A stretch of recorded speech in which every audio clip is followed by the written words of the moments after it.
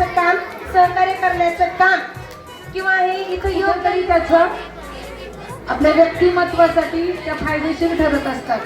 तर चांगल्या गोष्टी जपा, भरपूर वाचन करा, चांगला अभ्यास करा आणि तुम्हाला भावी वाटचालीसाठी खूप खूप शुभेच्छा.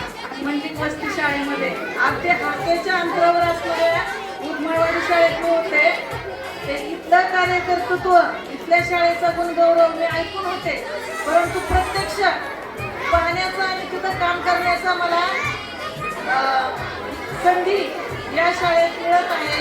याबद्दल पहिल्यांदा मी ईश्वराचे आभार मानते.